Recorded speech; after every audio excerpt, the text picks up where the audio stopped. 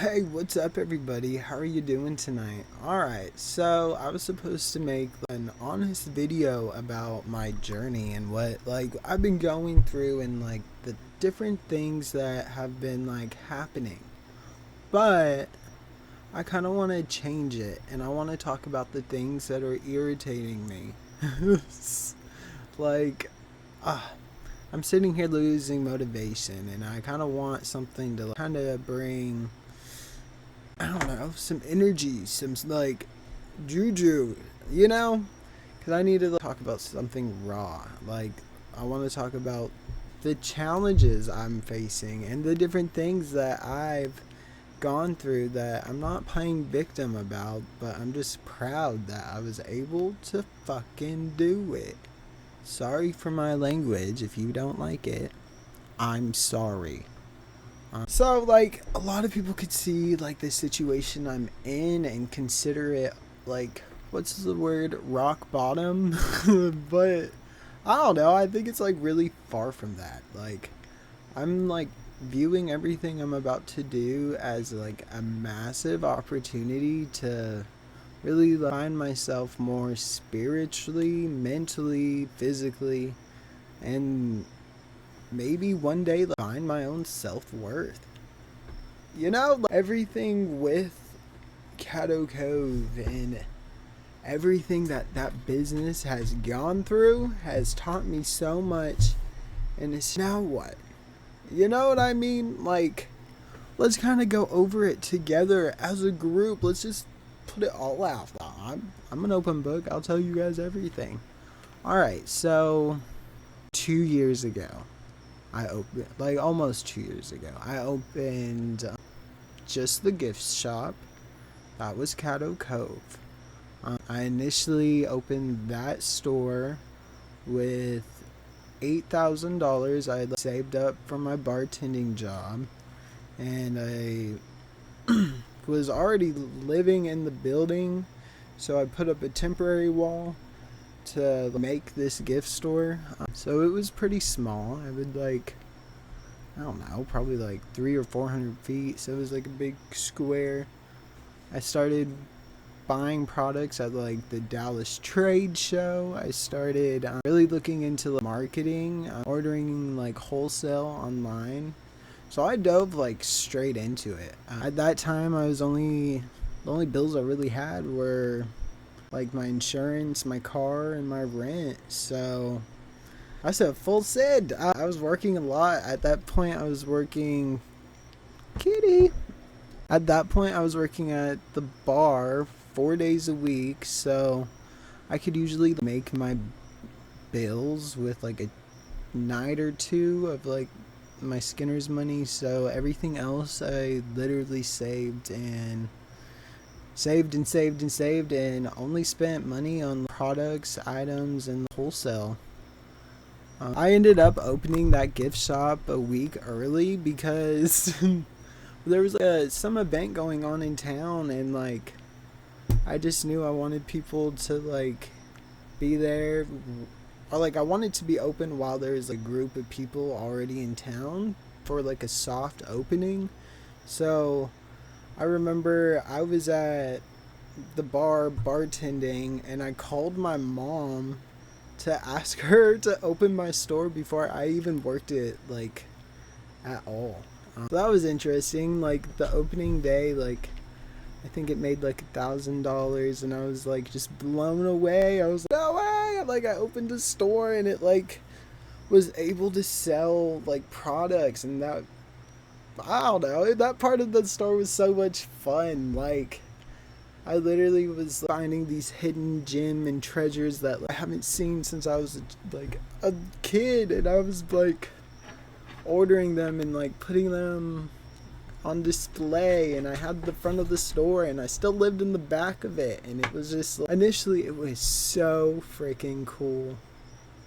I was so proud of what I was able to accomplish and build on my own, because prior to that, I really wasn't building or painting or doing anything like that. So that's where I straight just jumped into it.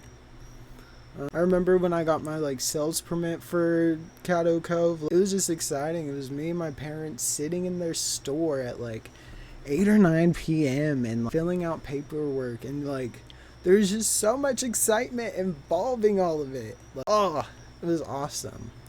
So that store was driftwood, the tapestries, incense, candles. I remember like I was able to find these like soy bamboo like upcycled candles and I was so freaking proud. I was like, nobody in Jefferson has these candles. I did something. So for the gift store, the first like 3 months, good. It wasn't great money, but like it was still like making money. Then there was kind of like a turn. So right before like September or October, so I was open, the gift store was open for like 4 months. I started noticing the sales from like the excitement of like posting and everything, like they weren't like holding. So ultimately like that business was costing more to stay open, like my time to be there every single day, than it was like worth. Because I still during that time had to work at the bar almost 4 days a week. So I'd do my Friday, Saturday close, or I'd be at the store, then close at the bar. So that would be from, at that time, 10 a.m.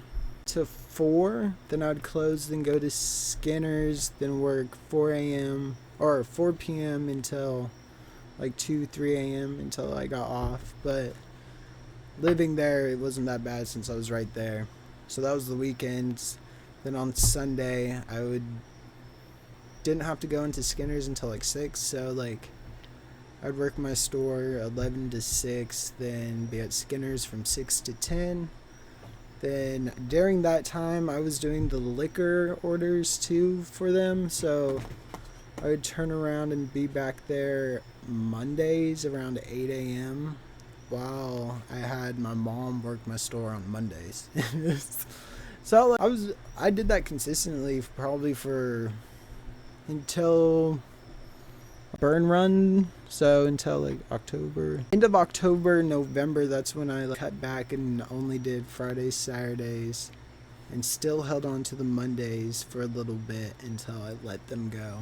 During that time, like obviously seeing the gift shop losing money, I decided to do like a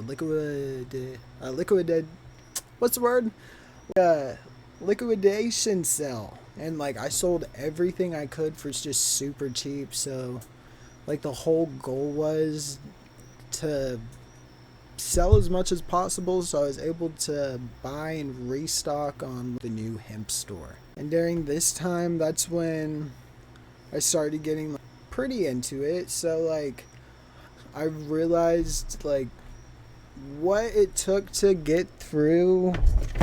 So during that time, I like realized what I needed to do to get like my hemp license and my tobacco license and my electronic cigarette license. So I started working non-stop on getting all that stuff, because I had to like do fingerprints for the FBI, do like a background check, how to get all that taken care of before I was able to like order, ship, or get anything like that. So after I sold everything from the gift store, like we still had the remainders, so I ended up pushing back the temporary wall like almost all the way back in the building.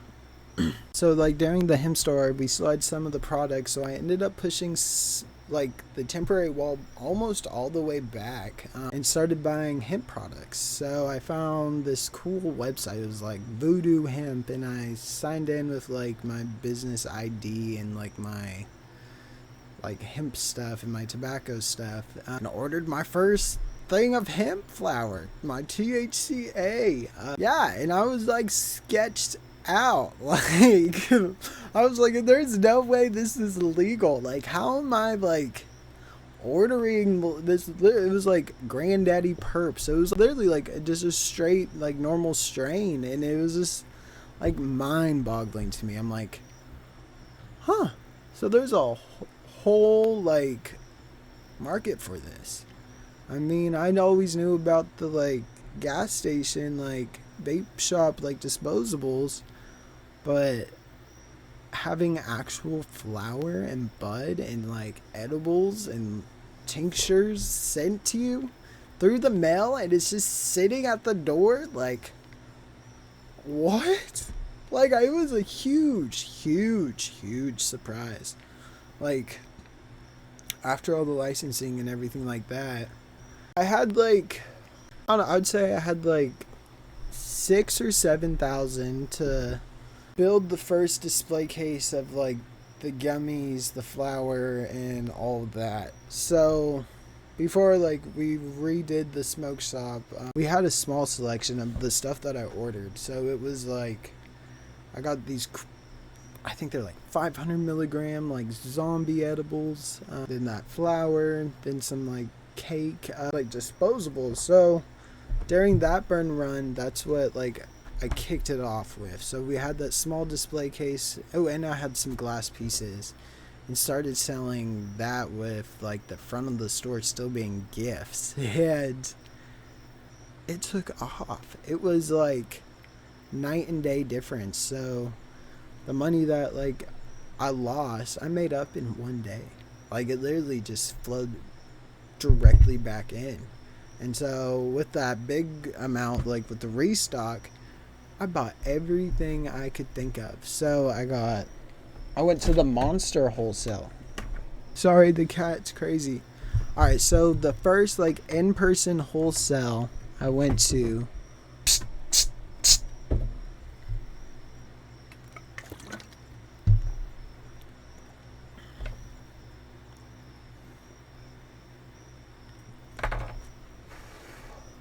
alright, so the first Texas vape, marijuana, cannabis store I went to was Monster Wholesale in Harry Hines in Dallas. I knew this other guy that owned a smoke shop or like operated one, so I was asking him questions about like where's a good place to go and pick up stuff like in person. So I went there, and just never in my life did I know there could be like a Costco size warehouse of just weed. I mean, like, I have a video on my channel with me going in there, but you can like, it was huge, and that was a game changer. So that just being in Dallas made it so I could go there once a week. So every single week, whatever I was making, I was instantly buying more product with it. I didn't touch it at all. Every single penny I was making, I was instantly buying more product to add to my inventory. So like, I did that probably for 6 or 7 months, like straight consistent. Like I was really good with my budget. So like, I fully was like, boom, boom, boom, boom, boom, every single week. And during that time, like I ended up transitioning some to Houston because they had like more like, organic, just a different kind of vibe when it came to flower. Like Dallas was super big. Yes, there was a lot of stores, but they're all kind of the same. They all had the same products, but it was like more industrial. Then in Houston, I found a shop called like Oil Wells, which was just like really eye-opening because you walk in there and there's literally just like the biggest growing trees, and like I don't know how to explain it. Sorry, I got something in my eye, but like it was just insane. Like they met you with a blunt, and as you're looking at their different like strains and different collections, like you're just smoking, chilling with them in the middle of like downtown Houston. Like that was like also really cool because I was meeting so many different people. I met the person that made Levotic, like he owns the company, and he was chilling in Dallas.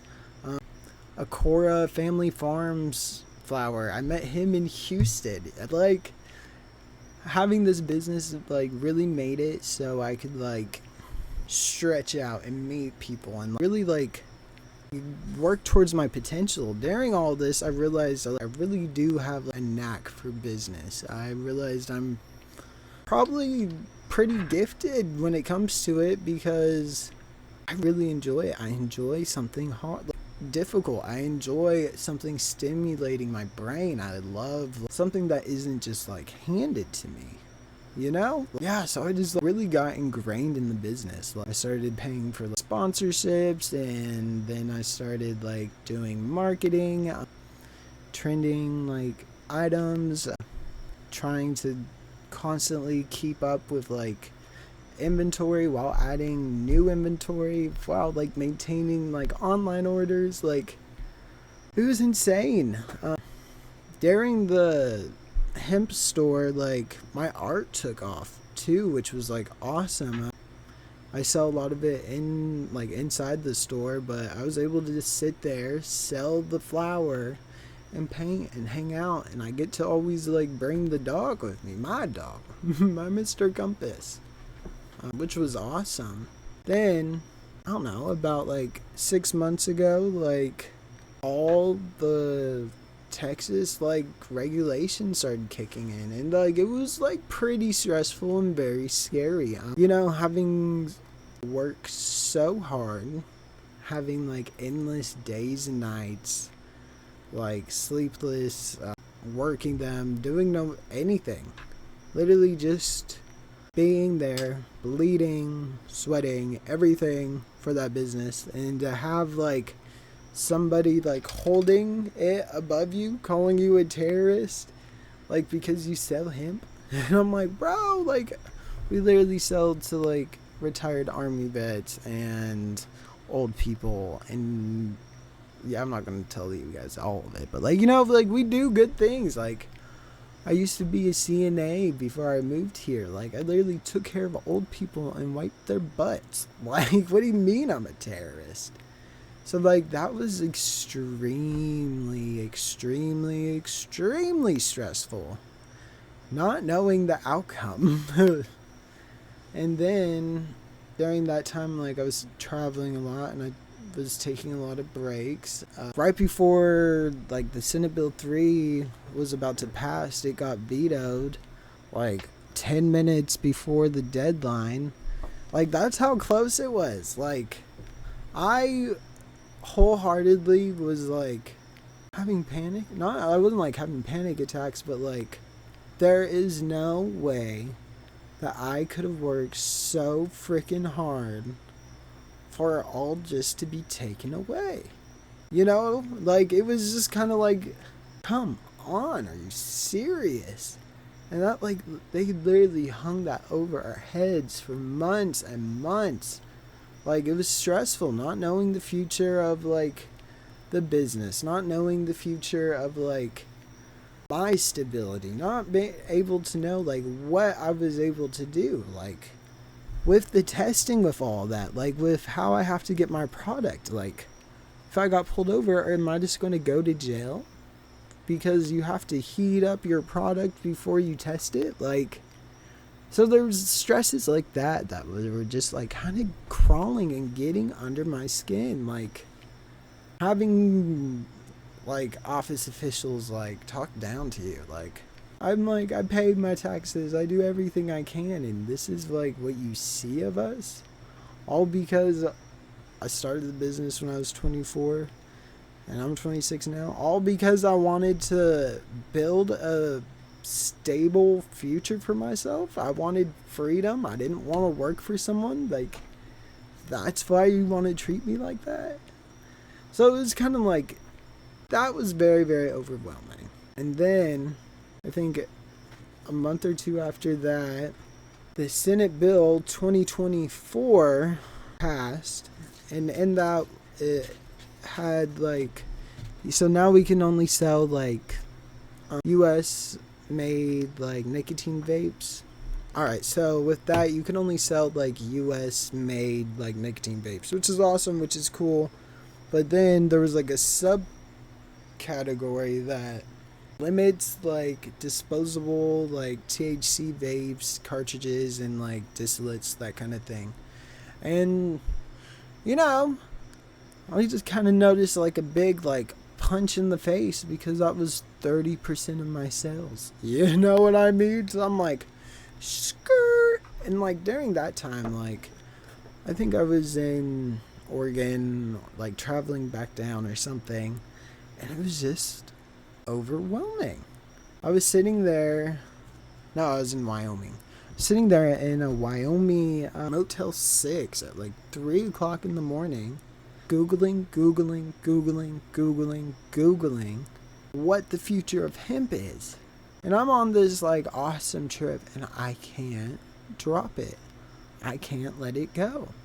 I am so irritated and stressed at that point about everything that I snapped. The next morning, kept driving back to Texas, and that's when I said, I'm like, everyone, I'm leaving. Goodbye. Because the pressure of all of it really like got into my head. And then being out and free and being able to like do anything I want and just felt like this brick holding me down, not allowing me to experience what like it felt like I was being called to. The only like logical thing I could do was say no more, even though it's like the dumbest thing in hindsight, but like none of us, I wouldn't know it. Then alright, so like after that I was like, everyone, I'm closing. Then during that time, my building, it's up for sale and someone was about to buy it. So I come back, I'm like, yes, I'm leaving. They say, oh, okay, cool, we're selling the building. And I'm like, all right, perfect, awesome. Like, I am excited, I'm good. Like, yes, new freedom, new start. Then life catches up with you and you're like, oh wow, that costs a lot of money to do that, and I don't have that much money saved up yet. So can we do a rain check on that? Like, I know I really want my freedom, but I think I need to stay here like another 4 to 5 months. And they're like, of course, yeah, that's fine, yeah, do whatever you need, Josh. I'm like, alright, cool. So I'm chilling. Like, I don't think I have to, like, move until, like, December. So, like, I'm like, yeah, all right, we got time. I start lining up other... So we got time. So I got time. So during that whole time, I'm still, like, pondering in my head. I'm like, what do I do? Like, do I keep doing this business where, like, the community needs it? People need it. I'm making money. Or do I just give it up? I don't know.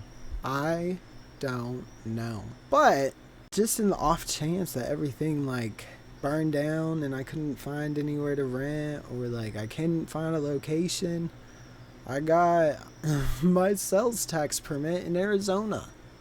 Yes. And I have a physical address over there now.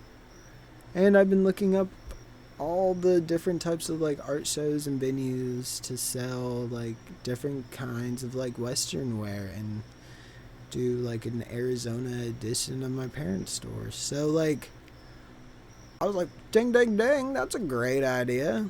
And I pulled the trigger. So I got the sales permit, I got the physical address, I did it all. I messaged their chambers. My business is located in Tucson, Arizona. So I'm ready. So like if it falls through, I have something that catches me. But here's the kicker. I know I need more money to be able to do this. So I needed to keep Caddo Cove going. And that's where we're at now. I have my Arizona plan. So if everything like fails, I won't.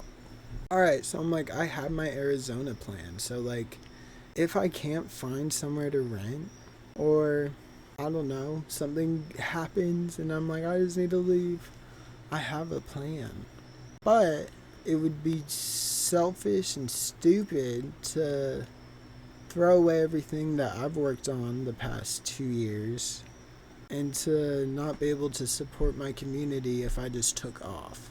So now I'm looking for another building to rent. I think there's a couple options. There's one by Embers. It's like, I'm pretty sure super expensive, and I don't need that much space, but I have customers in Jefferson, and that's where the business is thriving, so I need to keep it in Jefferson. But I still need to make sure like we fall in line with all regulations. There's going to be new like fees. We've always been 1,000 feet away from schools and churches, and yeah, I don't know. I'm currently looking for everything, but yeah, I'm just, if you guys say anything, send it my way.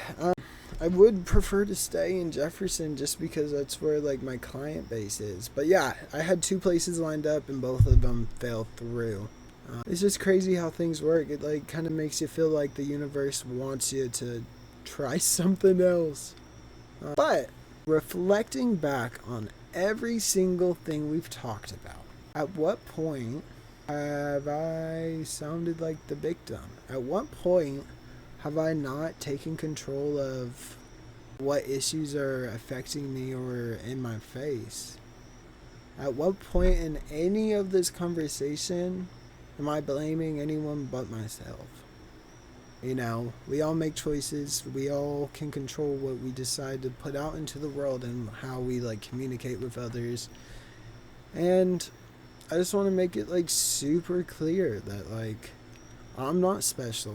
I'm just like I'm just normal, you know? And I want to point out that like I'm probably the furthest thing from a victim that I can be. That's the one thing I hate, and I don't want to ever sound like I'm giving off a victim mentality, because I'm not. I'm sharing like these stories of everyone to show like the pressure and grit and stress one can go through and still not blame other people. Thanks for watching my video. I love you all.